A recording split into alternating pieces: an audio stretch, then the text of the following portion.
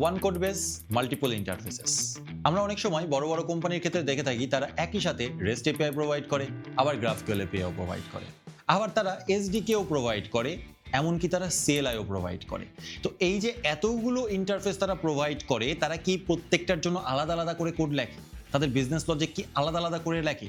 কিভাবে তারা এত বড় প্রজেক্ট ম্যানেজ করে, এত টিম আলাদা আলাদা কাজ করে, কিন্তু বিজনেস লজিক তো একই? এই ধরনের একটা কনফিউশন কিন্তু আপনাদের মধ্যে থাকতে পারে, তাই না? অনেকের মধ্যেই আছে। এই কনফিউশন দূর করার জন্যই মূলত আমাদের এই ওয়ার্কশপ। এই ওয়ার্কশপে আমরা আলোচনা করব একই সাথে একই কোড বেস কিভাবে আর্কিটেকচার করলে, কিভাবে বিজনেস লজিকগুলোকে সেপারেট করলে আমরা একই সাথে rest API, GraphQL, SDK, CLI বানাতে পারি।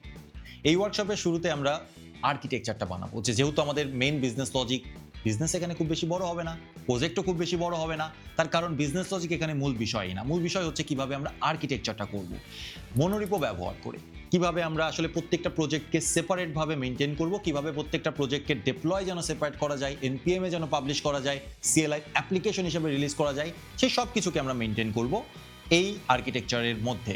তো প্রথম দিন আমাদের যাবে আর্কিটেকচার ডিজাইন করার ক্ষেত্রে। আমরা তারপরের দিন আমরা আলোচনা করব বা অ্যাকচুয়ালি প্র্যাকটিক্যালি দেখব কিভাবে এই রেস্ট এপিআইটা বানানো যায়, কিভাবে গ্রাফকিউএল এপিআই বানানো যায় with the same business logic.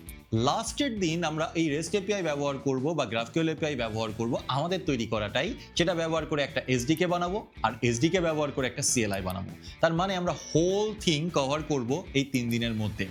Definitely এইখানে অ্যাপ্লিকেশন আসলে খুব বেশি কমপ্লিকেটেড, খুব ফাটাফাটি লেভেলের অ্যাপ্লিকেশন হইতে যাচ্ছে না, বাট আপনি ইন্টার কনসেপ্টটা ধারণ করতে পারবেন, যেন আপনি বড় কোম্পানি হওয়া লাগবে না, আপনি ছোট কোম্পানি ইন্ডিভিজুয়াল ক্রিয়েটর হিসেবেও এই প্রত্যেকটা ইন্টারফেস আপনি বানাতে পারেন। কালকে যদি আপনার ক্লায়েন্ট আপনাকে বলে যে ভাই আমার 2টা ডিফারেন্ট ইন্টারফেস দরকার, আমার রেস্ট এপিআই সাথে এসডিকে দরকার, বা আমার রেস্ট এপিআই গ্রাফকিউএল দুইটাই দরকার, আমার সিএলআই টুলস দরকার, আপনি যেন সেটা বানাতে পারেন।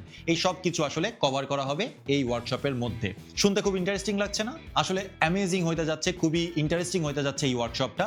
এই ওয়ার্কশপটা মানে আমি অ্যাজিউম করি যে আমাকে যদি কেউ এরকম ওয়ার্কশপ আগে শেখাতো, কিন্তু তখন তো কেউ শেখায়নি, আমাকে আলাদা আলাদা করে শিখতে হয়েছে।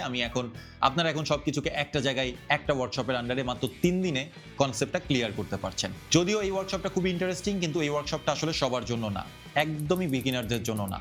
বিশেষ করে যারা আর কি ব্যাকএন্ড ডেভেলপমেন্টে আছেন, বিশেষ করে যারা কোনো না কোনো ফ্রেমওয়ার্ক নিয়ে কাজ করেন, তারা এই ওয়ার্কশপটা নিয়ে আসলে কাজ করতে পারবেন। এই ওয়ার্কশপে আসলে আমরা রেস্ট এপিআই নিয়ে খুব বেশি আলোচনা করতে যাচ্ছি না, আমরা হয়তো গ্রাফকিউএল নিয়ে হালকা পাতলা আলোচনা করতে যাচ্ছি, কিন্তু মোটা দাগে আপনাকে খুব ভালোভাবে প্রোগ্রামিং ল্যাঙ্গুয়েজ, ব্যাকএন্ডের নলেজ সম্পর্কে আইডিয়া রাখতে হবে। বাকিটা আসলে আমরা প্র্যাকটিক্যালি করব।